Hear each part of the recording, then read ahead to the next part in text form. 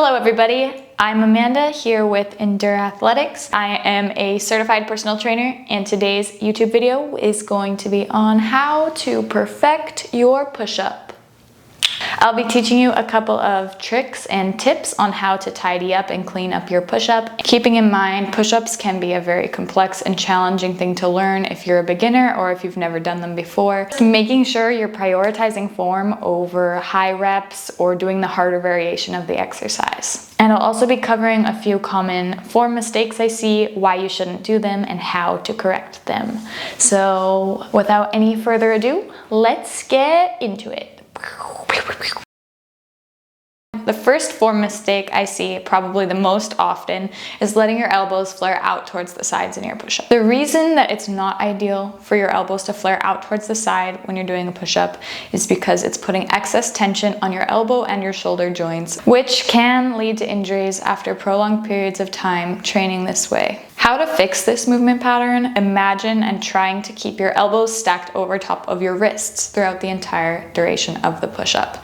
If you can't keep your elbows stacked on top of your wrists for the whole way, making sure your elbows are tracking only behind the wrists and not out towards the sides. One of the main tips I have to practice with proper form is either regressing your push-up, say you do regular push-ups kneeling, maybe going to an incline or a wall push-up until you really figure out how the movement pattern should feel and should work, and then building your way back up. Another tip is that hand positioning can make a big difference. Aiming to have your hands slightly wider than your shoulders at chest level can be the perfect position to really help you succeed. Another note I just want to make, hand positioning and width can change to engage different muscles more effectively. As a general rule, the wider your hands are, the more pec activation, and the narrower your hands are, more tricep activation.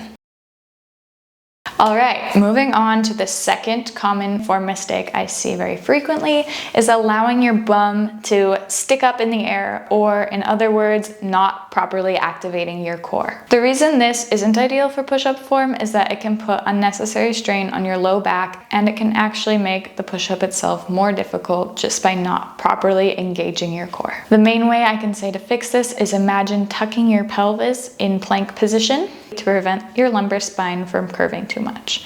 Practicing this in plank is super helpful to get the hang of it without even focusing on the pushing aspect. Another tip I have just to properly maintain this form is to incorporate core training 1 day or 2 days a week. I hope you guys know I'm in the worst position right now filming, but also it's in the name of ankle mobility.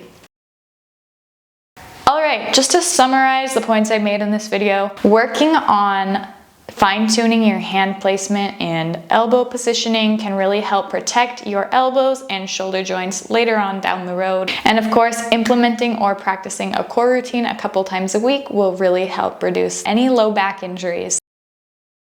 Couple final notes I just want to make before closing out the video is always make sure you're doing a proper warm-up before your workout, and as long as you're not hurting yourself, always use discretion and always try to have fun.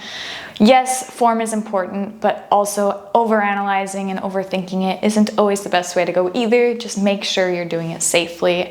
Thank you so much for watching. If you enjoyed my video, please leave a comment, like, and subscribe, and make sure you turn on the bell notification icon to see when I upload. I try to upload every single week. Please share if you think someone could enjoy this, and please let me know what you'd like to see more of in the future. I'm always up for suggestions, so keep that in mind. Thank you so much for watching. I will see you next time. Bye.